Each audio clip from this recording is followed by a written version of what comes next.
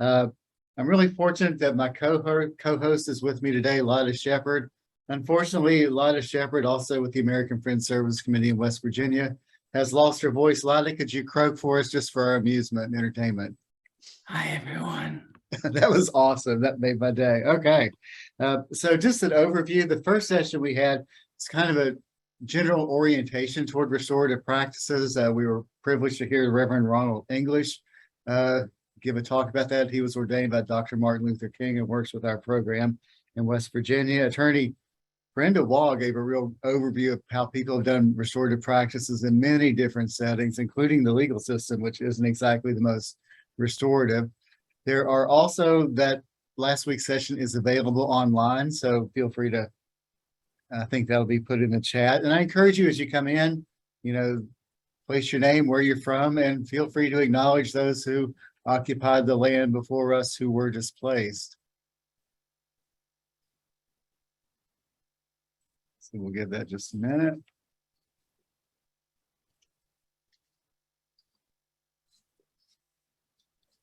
And during our last session, someone made a Wordle, sort of a word math of all the things that came up that the session made people think about. So I'll let people take a look at that and maybe respond in the chat if any ideas or thoughts occur to you as a part of that.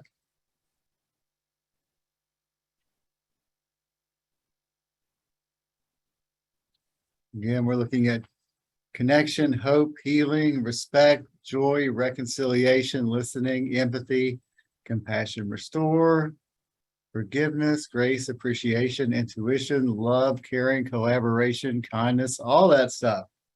So that's kind of what we're about tonight. The focus of this session is on, how we deal with accountability issues in a variety of settings. And I must warn you in advance, take a deep breath. Part of our training is actually toward the end of the first part of our presentation. People will get into small groups, and I know that some people flip out when small groups come, but to quote Bob Dylan, you will not die. It's not poison. You just be in a small group of 5 to 6 people and just have a good discussion. We'll have thorough things about that. And if you get off before the small group starts, you will miss off on the best part at the end, where we give away kittens, puppies, and baby duck-billed platypi and things like that. So do not hang up for the small group. Come back toward the end. And one thing I'll say, we do have a special guest tonight. You've heard the expression, someone who wrote the book on the topic. Our guest tonight has actually written several books on the topic. And just a second here. Our guest from St. Paul, Minnesota is Kay Pranis, who teaches and writes about peacemaking circles. And Kay has been doing this from the mid-90s onward. From 94 to 2003, she worked in the restorative justice as a restorative justice planner in the Minnesota Division of Corrections. Her initial teachers in this were Barry Stewart, a judge in Yukon, Canada, and Mark Wedge, a Tagish Tlingit First Nations elder. Since that exposure, she developed this in the justice system. She's been involved in using peacemaking circles in schools, social services, churches, families, museums, universities, planning, workplaces, even things like celebrations, parties, book clubs. It's a very flexible method I think you're going to get exposed to tonight. And an important teacher in this is Tanaga Yako. And Kay has written or co-authored several books on the topic, including Peacemaking Circles from Conflict to Community, The Little Book of Circle Processes, Doing Democracy with Circles, Engaging Communities in Public Planning, Heart of Hope, a guide for using peacemaking circles to develop emotional literacy, promote healing, and build relationships, and Circle Forward, Building Restorative School Community. She works primarily as a trainer in this field. She's also an adjunct professor at Eastern Mennonite University, with a special interest in using circles to promote social justice efforts aimed at addressing racial, economic, class, and gender inequities. This includes using circles to understand and respond to historical harms to groups of people. The process has been a source of inspiration to Kay for the past 25 years. And so on that note, let me remind you, we're going to hear a great presentation. There'll be questions and answers. There will be a small group thing, which you will stay around for. And it'll be a very cool something at the end that you don't want to miss out on. And I'll just mention one last thing. This next week, same time, same station, same Zoom link, there'll be a special webinar on applications of restorative justice practices in education and community settings. And you don't want to miss that. So anyway, at this point, I will pass the torch to Kay Pranis. Thank you so much for being here, Kay. You've been absolutely instrumental in helping us get this going in West Virginia. And I know many places around the world. So I'm going to shut up and get out of your way now. Thanks so much, Rick. And I'll give a shout out to EMU because the Eastern Maryland University, because that's the reason I'm connected to folks in West Virginia. Because of someone from West Virginia coming to my class at EMU, I am now a part of this community in West Virginia doing restorative justice work, and I'm proud to be connected to this group of people. So thank you so much to everyone for being here. And thank you to the organizers for putting this together and inviting me to be with you. It's an honor to be here with you. I want to begin, I always try to begin in this way. I want to begin by acknowledging the land that we're each on. And we may be in different pieces of this land, but it's all connected. The rocks and waters of the land that you're on, the plants and animals of that land, the air we share as it moves above the land, the original caretakers of the particular land that you're on, all those who have walked on that land, and all our ancestors, that we remember ourselves as part of an interconnected whole, always connected to all that is. That interconnectedness has two powerful implications. One, we are never alone. It is not possible to be alone. We are always connected to all that is.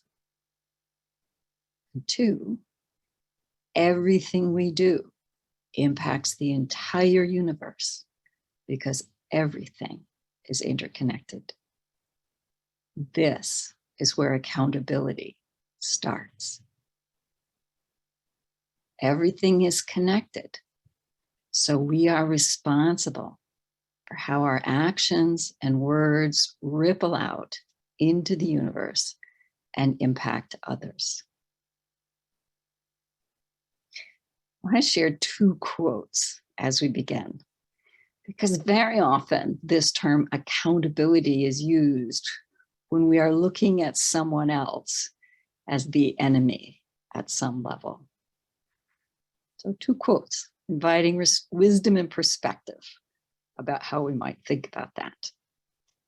From the poet Longfellow. If we could read the secret history of our enemies, we should find in each life sorrow and suffering enough to disarm all hostility. And a contemporary voice, Alice Walker, we must, all of us, learn actually not to have enemies, but only confused adversaries who are ourselves in disguise. Restorative justice embodies a fundamental shift in how we think about human relationships, as well as our relationship to the universe that we're part of. Today, we're focusing on human relationships. Accountability in building healthy relationships, accountability in sustaining healthy relationships, and accountability in repairing relationships when they are torn. We'll talk about the role of accountability in our relationships in friendships, in family, in community, in workplace, in schools, in faith communities, and in our state, our nation, and our world. Accountability is the willingness to answer for the impact of our decisions, actions, words on others, particularly when our decisions, actions, or words have caused harm to someone else. Accountability is fundamental to healthy relationships. It's the rock on which trust can be built and humans can function in the collective endeavors that make life possible. No one is an island. We all depend on others. Communities cannot function without accountability. Nations cannot function without accountability. It is a part of the social contract. We cannot survive without community. No individual can survive without community. In return for the support we get from community, we commit to be willing to answer for the impact of our behavior on others. We all make mistakes. It's not possible to live without causing harm to others at times. When that happens, accountability, appropriate accountability, makes it possible to not be forever trapped in the wound of that particular harm. We want to start by exploring what we know about accountability from our own life experience. We're inviting you to think about a time when you were truly accountable. So the first slide. Identify a time when you caused harm to someone by your words or actions and then took responsibility, acknowledging the harm and took steps to make amends. So I'd like you to think of a specific experience in your life when you hurt someone and then took responsibility and made amends. You were willing to answer for a harm you caused from your heart and soul, as well as your body and mind. So I invite you first to take a moment to think about a particular situation where you caused harm and then took responsibility, acknowledging the harm, and took steps to make amends.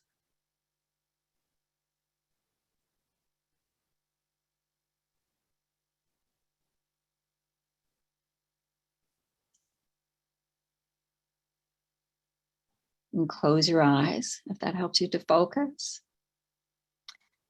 I invite you to first notice the feelings you remember when you caused the harm. Pay attention to your body. What does your body remember about how it felt when you caused harm?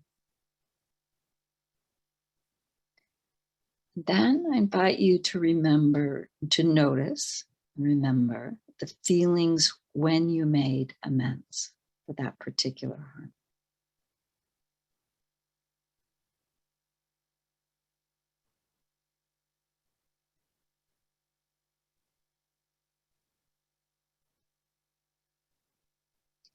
For most of us, certainly for me, taking responsibility and making amends is difficult.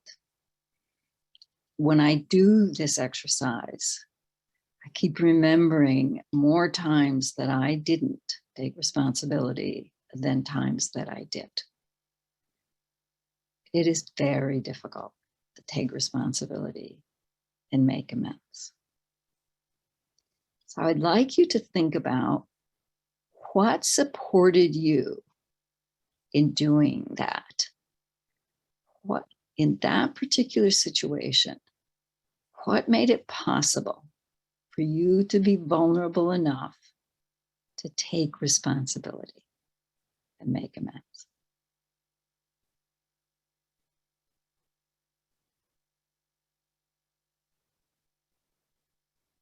Invite you to type in the chat any thoughts that you have about what conditions helped you to take responsibility and make amends. What were the conditions? What was present that supported you in doing that very difficult thing of being vulnerable and taking responsibility? What supported you in taking steps to actually make amends?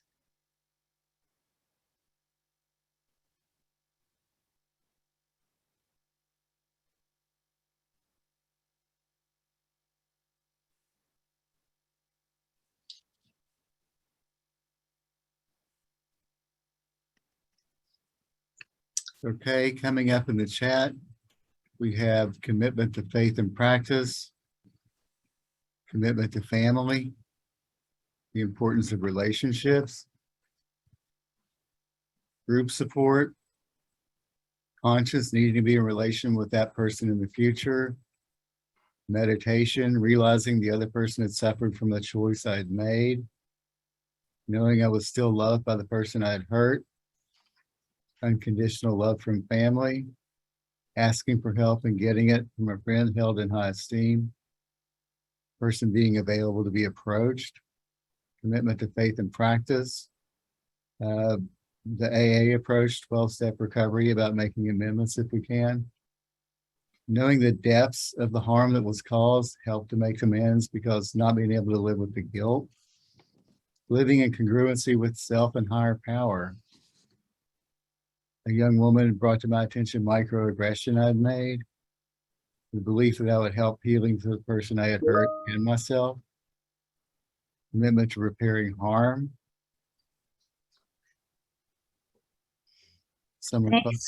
Thanks, Rick. That is a wonderful, wonderful array of responses to that question. And we're going to come back a little later to those ideas that you're putting out in, and just invite everybody to read through any that we haven't had time to read and notice, what's the pattern? What's the nature of that, of the conditions that supported people in being accountable? So these experiences that you remember are experiences of genuine accountability.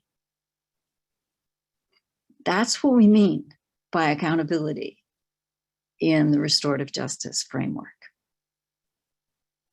So in restorative justice, accountability is defined as taking responsibility and taking action to repair the harm and action to prevent it from happening again. Those are the kinds of situations that you were thinking about and describing. This is in contrast to a definition of accountability in most of our social systems, not just the criminal legal system, in most of our social systems. A definition of accountability in our systems as taking your punishment. Accountability as taking punishment is passive and shifts the person who caused harm to a perception of themselves as the victim, because the power of the institution is operating to harm them. And the power of the institution is so much larger than their own power that they shift into a victim status. Accountability as taking responsibility and taking action to repair harm and prevent it from happening again is active. The action comes from the person who caused harm. Action for repair is how we heal from the shame that arises naturally when we cause harm. From this definition of accountability, we do not hold people accountable because meaningful accountability comes from within. It is not externally imposed, sorry. Accountability is not externally imposed. When we are accountable, we own the responsibility for making things right. Rather than holding accountable in a restorative framework, we talk about being accountable and supporting people in a process of being accountable when they have caused harm. Now that's very abstract, but I think that we can translate that concept into some very concrete steps that are involved in being accountable. So I see 5 elements in the process of being accountable. First, acknowledge that your actions caused harm. Second, acknowledge that you had agency in those actions. It was a choice you made. You were not helpless when something happened. 3, understand the full impact of your actions on anyone who was impacted. Not just the direct victim. It is the community. It is your own family. It is all the ripple effects of what you might have done. 4, take steps to repair that harm and make amends. And 5, identify patterns or habits that led to causing harm and take steps to change those habits.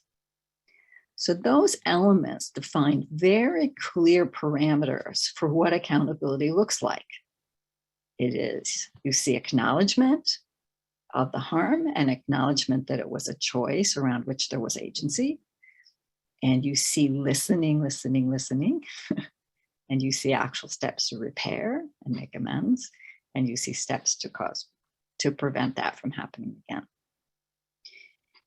The first 3 goals of accountability, acknowledging the harm, acknowledging agency, and understanding the full impact of your actions, are achieved in a restorative dialogue process itself, because the people who caused harm and those who were hurt come together and talk about what happened and the impact. The last 2 elements are the plan that comes out of a restorative process. Any set of obligations or consequences for a person who caused harm are focused on 2 questions. What needs to be done to repair harm? And what needs to change so it does not happen again? And if you have devised a consequence that doesn't answer one of those 2 questions, it's not restorative. A restorative consequence will always answer the question of what needs to be done to repair the harm or what needs to change so it does not happen again. So consequences that don't answer those questions often fall into the category of punishment, and they do not contribute to true accountability. The first element in general, acknowledging that your actions caused harm, is the most painful. As a species, we do not want to see ourselves as harming others. So we deny, minimize, and rationalize our behavior. We all do this, and we're very judgmental about others when they do it. But we all deny, minimize, and rationalize our behavior. I see it in myself often. It takes enormous courage to truly take responsibility, because deep underneath, at the cellular level, is a fear that if we caused harm, we deserve disconnection. And we also know that disconnection is a kind of death. In our ancient history, and that's not just metaphoric, right? In our ancient history, disconnection from community always meant death. And so we have built in these coping mechanisms in ourselves to deny that we caused harm such that we might deserve disconnection, because disconnection would be death. So we have elaborate internal mechanisms for denial, minimizing, and rationalizing. And we're very judgmental about those in others. They in fact reflect our fear of disconnection, which is a good thing. It is a good thing that we want to be connected and we recognize that disconnection is dangerous, but we're very judgmental about that. This is why it is so important that anyone who needs to acknowledge harm is never sitting alone when they need to take responsibility.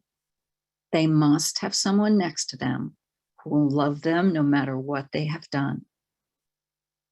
It is only with that kind of support that we can expect people to summon up the courage to truly acknowledge that we caused harm.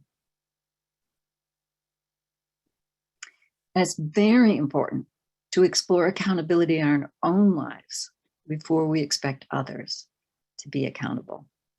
So this is an exercise I do a lot with practitioners in the restorative justice world, is invite them to think about a time they caused harm and then took responsibility in a good way and made amends. And when we do that, people become far more aware of how difficult that is. Although we very casually ask that of young people all the time. We ask it of adults as well, but especially young people.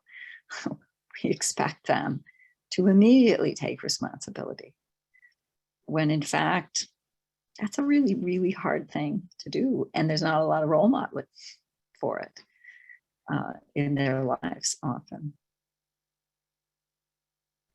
And people often describe, though it's difficult, that there's enormous relief when we take responsibility and do some form of repair. That is how we heal when we have caused harm, but it is not easy. So when you thought about the supports that were there for you, when you were able to take responsibility and make amends, those are similar to things that I've heard before. This is the list that came to mind when I was thinking about responses that I've heard and things I've experienced in my own life, is that the conditions that encourage this kind of accountability, which is genuinely taking responsibility, owning the impact of what we did, answering for the impact that we did, that kind of accountability, that the conditions that support it are conditions where dignity is honored, where the awareness of the impact, that is the description of the harm, is communicated without diminishing us as a human being. That's hard. It's really hard to communicate that you've been harmed and not diminish the other person. Those are the kinds of spaces we try to create in the restorative process. Support from someone who will love us no matter what we've done. That's a core thing for me. You always have to have somebody next to you who will love you no matter what you've done in order to really take responsibility. Validation that the harm we caused is not all of who we are. When we've made a mistake, we often feel we are nothing but the mistake, that that's all of who we are. And so we need the condition that people are validated as being more than that particular harm they caused. And people need space to breathe. Sometimes people need a little bit of time. Sometimes people need some space to think about what happened, to come to grips internally with themselves when they've caused harm. These are the kinds of conditions that encourage genuine accountability. These conditions are generally not present in mainstream justice or discipline or criminal legal or discipline processes. And this is true in our families, in our faith communities, in our schools. It's not just a criminal legal system problem, that these conditions are typically not present when someone messes up in all of our social institutions. all the way from the family to the social services to the criminal legal system. If we want genuine accountability, then we need to create these conditions. So what might that look like? Well, the restorative processes like conferencing, like victim offender mediation, circle process, all of those restorative processes create these kinds of conditions, right? Everyone is treated with respect in a restorative process, including the people who messed up. The communication is done in a way that is respectful. So the description of the harm is done in terms that don't demean the other person, the person who caused harm. Support is provided for people in the restorative processes. And the restorative processes see the whole human being, not just the mistake that that person made. And they are done in a way that pays attention to the timeline that's needed for everyone who's a part of the process. Now, these elements and the things that we're talking about here around accountability, the picture in our mind here is most likely individual accountability, because that's what we focus on all the time in our discipline and what we call justice processes. But restorative justice is concerned with more than individual accountability. Restorative justice is also concerned with collective accountability. No one acts just from their own inner impulses, separate from all other influences. Our behavior is shaped both by our internal logic and choice and by the context of our lives. So in restorative justice, we're trying to pay attention to collective accountability as well as individual accountability. And all of the elements that we talked about apply to both individual and collective. The collective needs to acknowledge where its actions are causing harm. It needs to acknowledge that there's agency. It needs to understand the full impact of its actions. It needs to take steps to repair harm and make amends. And it needs to identify the patterns, the habits of the collective that are causing these difficulties. So with individual accountability, we ask, what has to change in that person so that it does not happen again? This is the fifth element, right, of accountability, where we're looking at what are the patterns or habits that need to change so it doesn't happen again. With collective accountability, we ask, what has to change in the community so that it does not happen again? And it's a both and. The collective accountability does not excuse the individual accountability, and the individual accountability does not excuse the collective accountability. We need to look at both. Another way to think about that is we shift from what is wrong with this person to what is not working among us. How do each of us need to change to take care of all of this, all of us? Our social structures, particularly if we look at the criminal legal system, but this is also true of discipline systems in schools and workplaces, often in families as well, treat all behavior as if it arises only from the individual. So we don't have good structures for examining collective accountability and figuring out, how do we actually engage collective accountability? What does it look like? We turn to children because they're better at this than adults. I'm going to share a story from the little book of circle processes, because for me it is such a powerful example of collective accountability. It's titled Finding Understanding in the Classroom. A student in an elementary school threatened to burn down the school following recess. This incident occurred soon after the school shootings in Littleton, Colorado, so over 20 years ago, and his anger sparked fear among his classmates. The teacher requested a circle of understanding for the students, and the next day, the entire classroom participated in it. During the circle, students expressed their feelings about how the threats had impacted them. Many of the students reported experiencing nightmares as a result of the student's threat. The students also reflected on how their own behavior had an effect on the student who made the threat, and how they were responsible to a degree for his behavior. At the conclusion of the circle, the boy agreed to make changes in his own behavior by 1, not swearing or threatening others, 2, thinking before speaking, and 3, walking away when he was mad to cool down and then talking it out later. He also agreed to write an apology letter to his classmates.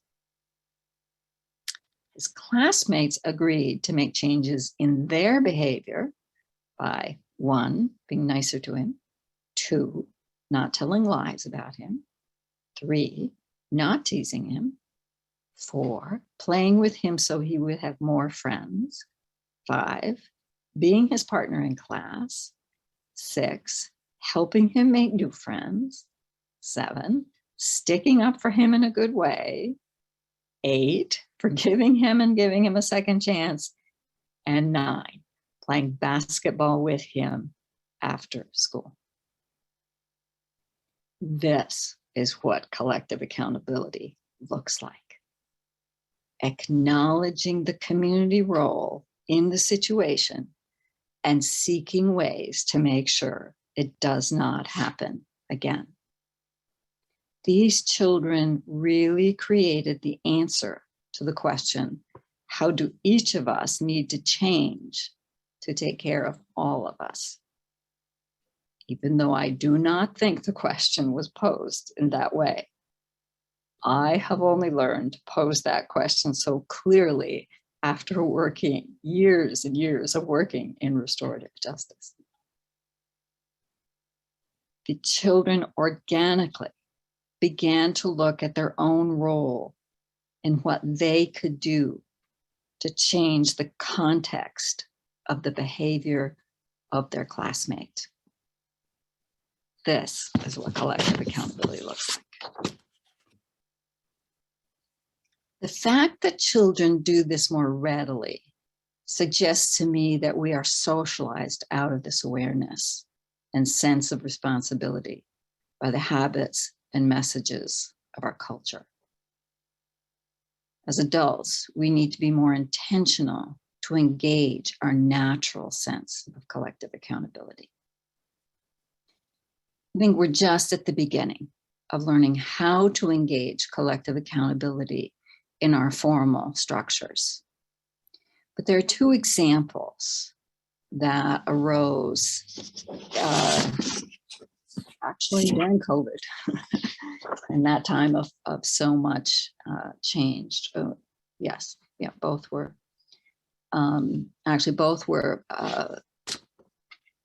arose in the wake of the murder of George Floyd. So one of those examples of collective accountability is a statement called A Moment of Truth by about 25 coalitions across the US, coalitions against sexual assault and coalitions against domestic violence.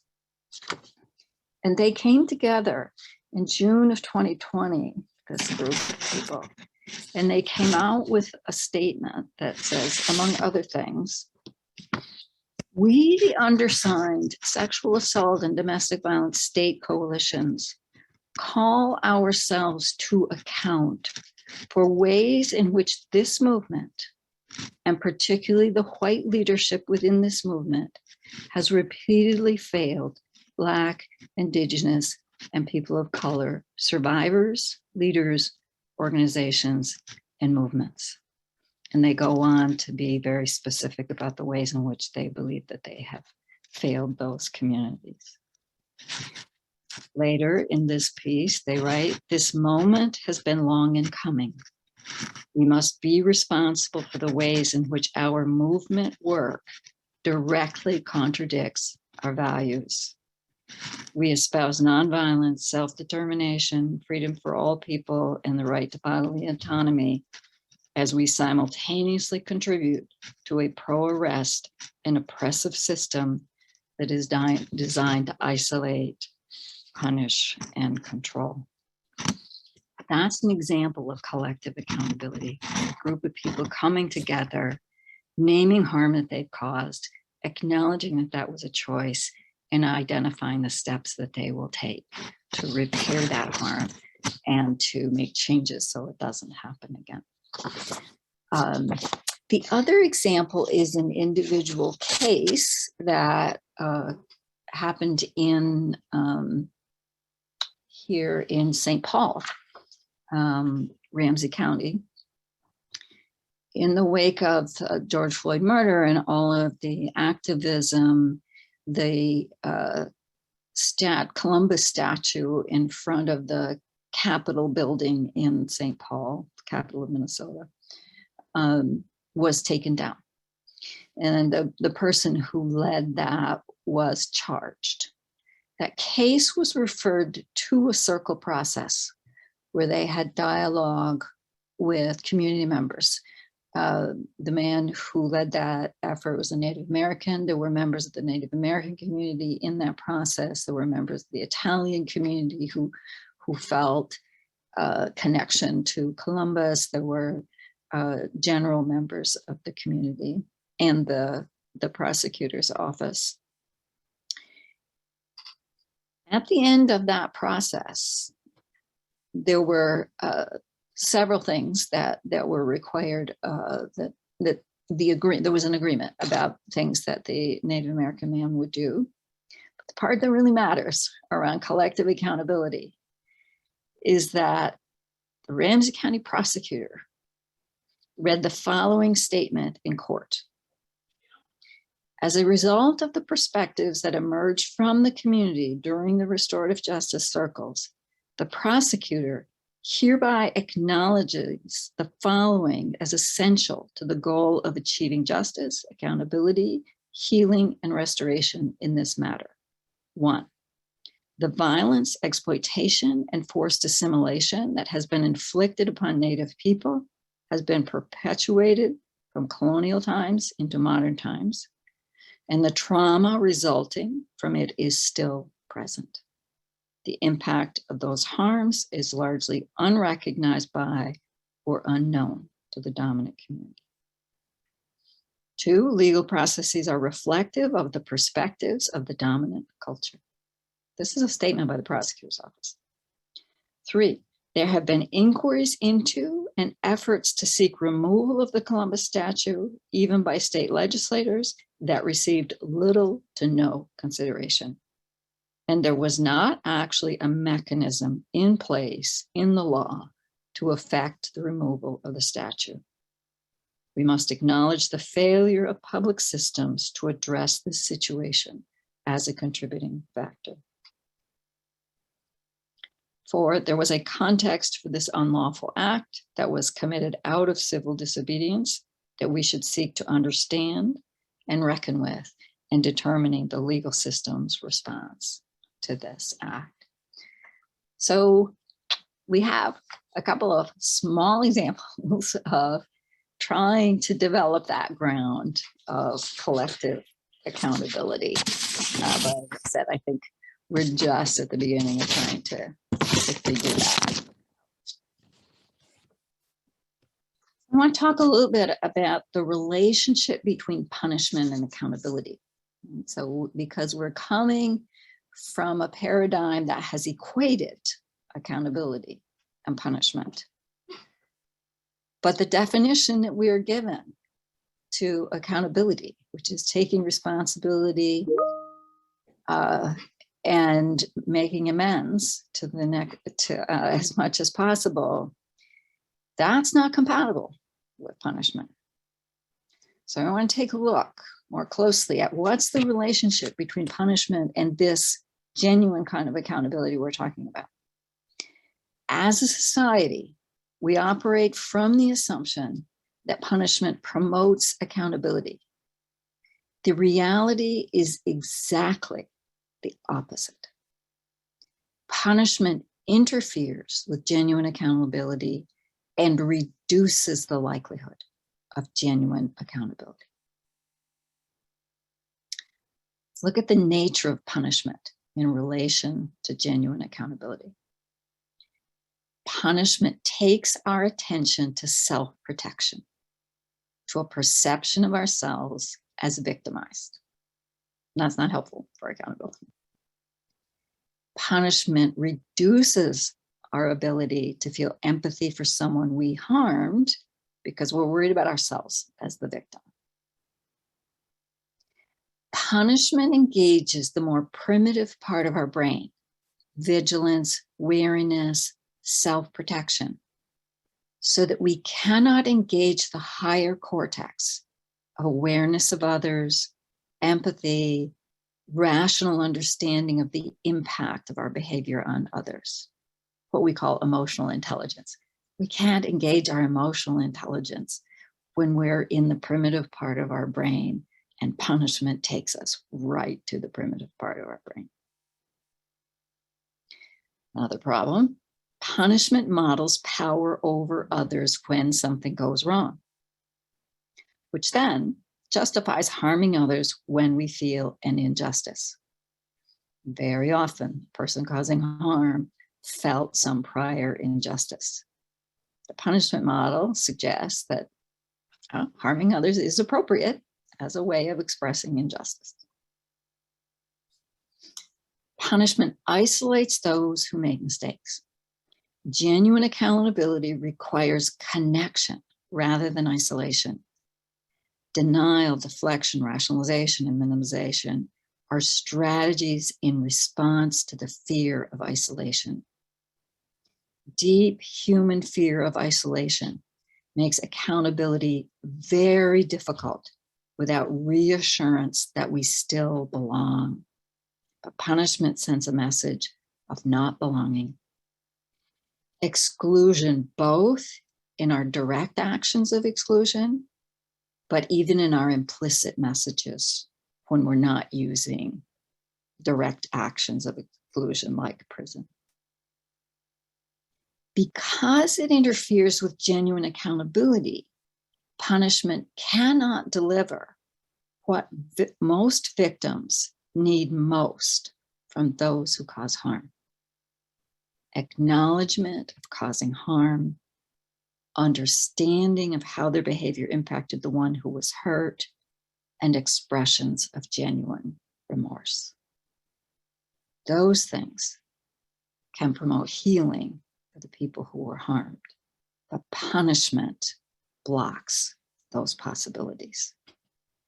Acknowledgement of causing harm, understanding how their behavior impacted others, and expressions of genuine remorse. Genuine accountability promotes healing for both the person harmed and the one who caused harm, which strengthens community. Both need to heal for the community to be stronger in the long run. Genuine accountability engages a concrete and specific understanding of the impact of our behavior on others, which increases social emotional awareness and skills necessary for healthy community. Genuine accountability includes both individual and collective accountability, reinforcing the sense of mutual responsibility necessary for healthy community. Genuine accountability reinforces belonging for both the person hurt and the one who causes hurt, because harm is examined in the context of relationship, how other human beings were impacted by the event. And belonging for everyone is the core of healthy community. Genuine accountability reinforces norms and expectations for healthy relationships because it engages respectful dialogue about behavior and its impact on others. Genuine accountability builds community. Punishment interferes with genuine accountability. Therefore, punishment undermines community and collective well-being. So we want now to give you, all of you, a chance to talk about these ideas. We'll go into small groups to reflect on what you've heard, reflect on the ideas about accountability. And in your groups, you're invited, if you wish, to come up with a question to bring back for a Q&A portion before we finish off the session. So inviting you to go to small groups. Did you hear anything in the presentation that you'll be thinking about? And it can be agree or disagree, don't have to agree, but anything that you'll be thinking about over the next days. As a group, do you have a follow-up question that when you come back, you would put in the chat to ask me about accountability? So inviting you to have a chance to talk with each other in a smaller group, just to reflect on these ideas. And just remember, people often freak out at the small group part. To quote Bob Dylan, you will not die. It's not poison. I think you'll like it. So stick around. If you get off, you will miss out when we hand out baby unicorns to all participants.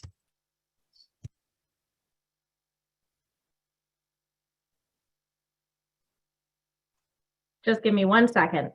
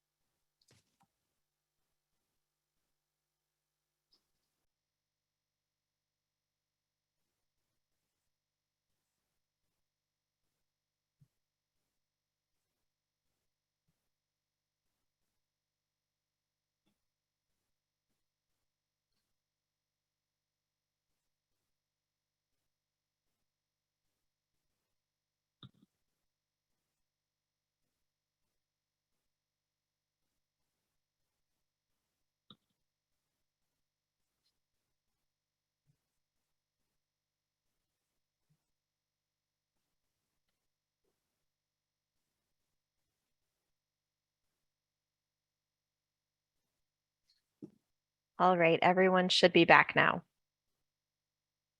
Great, thank you so much. So the space is open to questions that might be arising among you.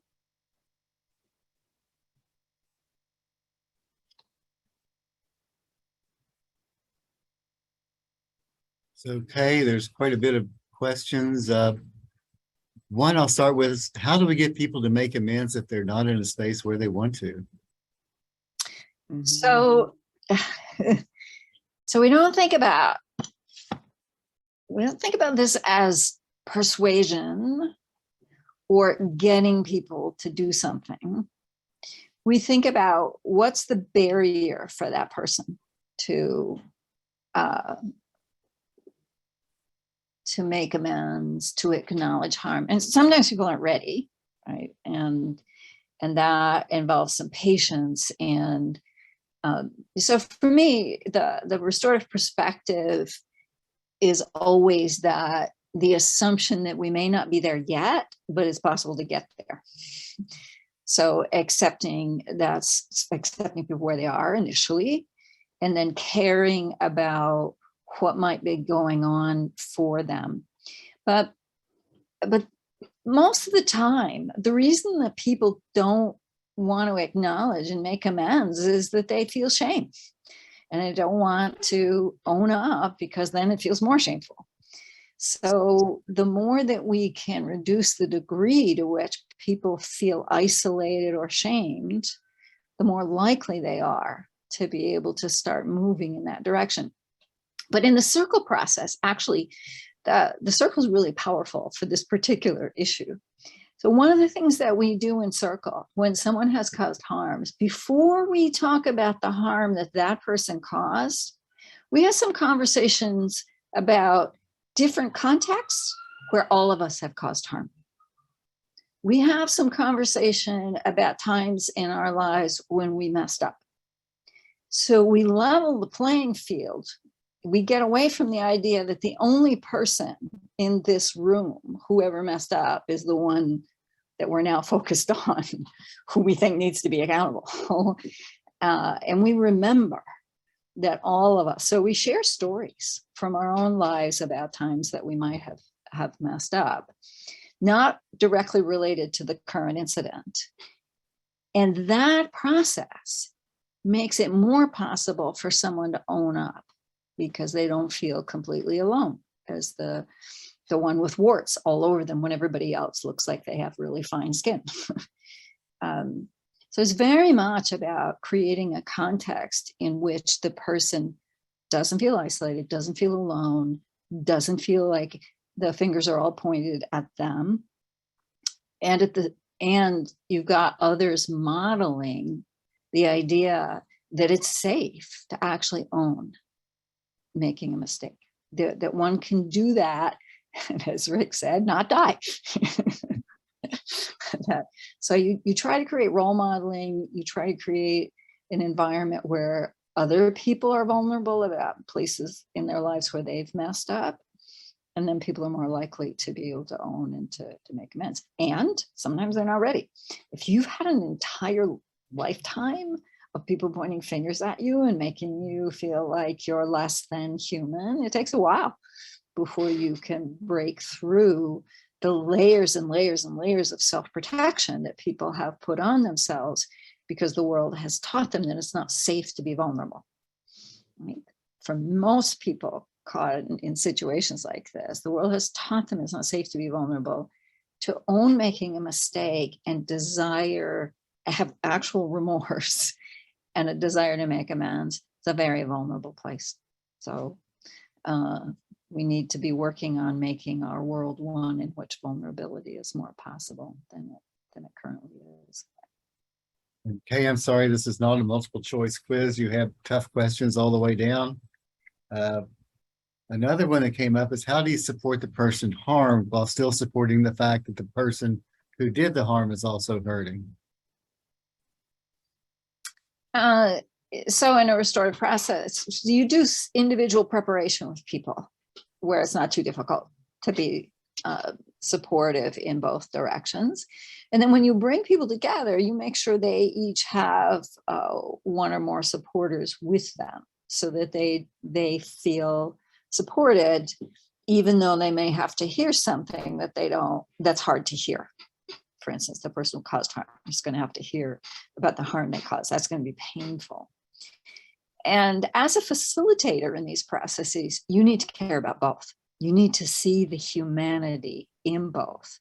And if you truly do that, people can feel it. People can feel, and all of the structure of these restorative processes is designed to make sure that you maintain respect. Even when you have to communicate something really difficult, you're trying to maintain a respectful way of doing that. So it's not a free-for-all. So for instance, in circles, one of the ways that we do that is that before we try to talk about the difficult issue, we have a conversation about values. What are the values we hope will guide us in how we have the conversation? Right? Not the content of the conversation, how we have the conversation. And that really helps to create a space in which it's possible for people to like community members that might be a part of it, you as a facilitator, where you can support both sides and care about both sides. It's the skill that we are desperately in need of as a country right now, is to hold the both and. That even people we disagree with deeply in terms of actions they may have taken or things that they say, need to still care about them as human beings. And that's what you try to do in the restorative process. So I'm going to let you off the hook a little bit with this next question, Kay. It's about language, and is there a better term to refer to the person who is harmed rather than, strictly as a victim or strictly a survivor? Or what language do you think works best in that situation? That's a really difficult one. Language easy. Language is really powerful. And so many years ago now, I stopped using the term offender, right? When I first started out, that was commonly used because then the term I made up for myself was totalizing. It's a totalizing term, like that's all of who you are. And the problem is the same is true of victim, that it's a totalizing term. So the solution is things like people who have caused harm and people who have been hurt. That's awkward, but it is the way that mostly I try to speak, because the language that puts a label on a person, it just has too much weight for that aspect of their lives and doesn't take in the wholeness of the human being, where there are so many other things about who they are that are not characterized by that term. So I would say people who've been harmed, people who have hurt.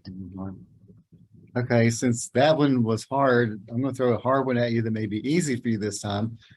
You talked about having that love and support with someone. Where do you find unconditional love when it's not already there? When someone has no one who loves them already, to be able to stand with them so that they can hear the rest of the story?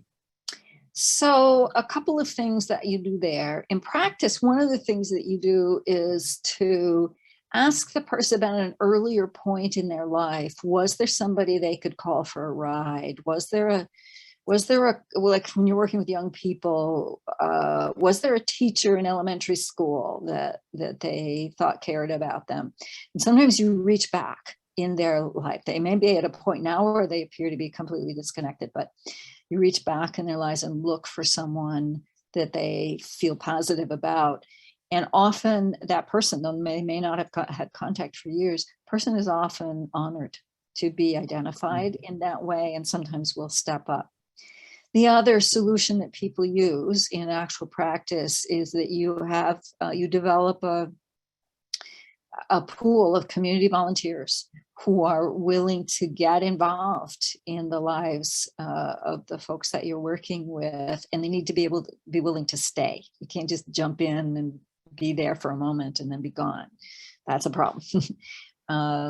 But we've seen people community members step up and walk the path with someone they did not know before, a healing path. And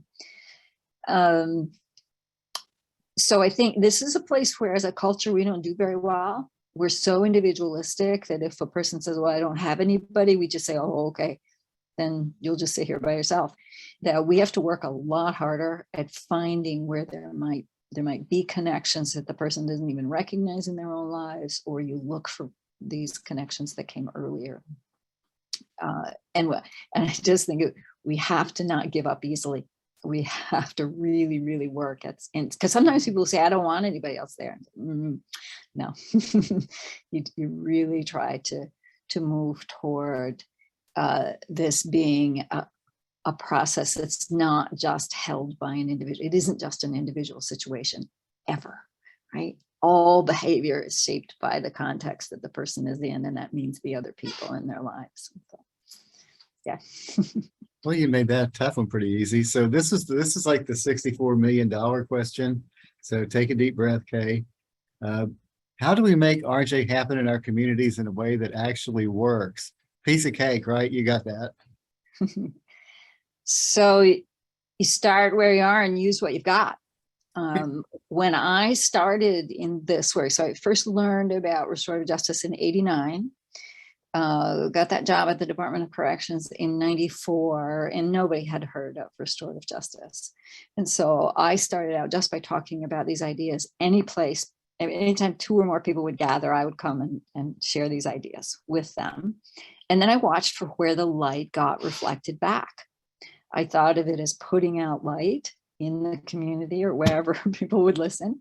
And then I watched for where the light got reflected back, where somebody else was interested in these ideas. And then I would engage with those who were interested. Don't beat your head against the wall. Right? That's core to my philosophy of moving these ideas is if people say no, respect it. Don't close the door, but respect a no. That if people are not interested, if it doesn't resonate for them, persuading people is not effective. It's not a good use of your energy. Find the people who resonate and start getting together, reading books together, looking at where you could actually try some of the ideas out in your own life, in your workplace, in your classroom, or in your faith community, wherever you have access. You start looking for, how could I bring these ideas into whatever my arena is? And I'm a big believer in small acts make a big difference. That it isn't big policy stuff at the national level. It's the little stuff that people do day to day in their jobs, in their neighborhoods, in their families, and in their faith communities that's going to move this. This is very, very, the shift of this work, the paradigm shift is very deep. And you can't achieve that with mandates, and you can't achieve it with big sweeping proposals that come from the top. It's a person to person, individual kind of thing in collective, right? It's both. Well played, Kay, but I think I got you this time. You ready? How are the conditions that support collective accountability similar or different from those that support individual accountability? Because there's some interest in one group in hearing about how collective accountability can foster healing. Okay, so I haven't thought about that exactly in terms of those conditions that promote collective accountability or individual accountability, because those are pretty focused on the individual. So what I think is a sense of community, sense of connection and shared fate will promote engaging collective accountability. The presence of spaces where many different kinds of people are accepted and listened to. Right, so places where people with very different opinions will be respectfully listened to. Spaces where something about coming together. So for instance, faith communities would be an example of that. A characteristic of the coming together is about something bigger than self. Right, so if you have places where people come together for something bigger than self, those are the places where you can begin to have these conversations about collective accountability and get people to start thinking about, what does that look like in our community? What is our, so a quick story. Yeah. There's one of the people who did a lot of training in Minnesota was Phil Gattensby, a native person, a First Nations person from Yukon, Canada. And he told this story about a circle they did with a juvenile who had caused so much trouble in this small community that there were a lot of people, and these circles are open, anybody who wants to come. There were a lot of people there who had been harmed by this kid one way or another. And so talking pieces going around the circle, and people are talking about all the ways that this kid has harmed them. And then Phil says to the group, how many of you knew that many days there was no dinner at his house? Whole bunch of hands go in the air. They all knew.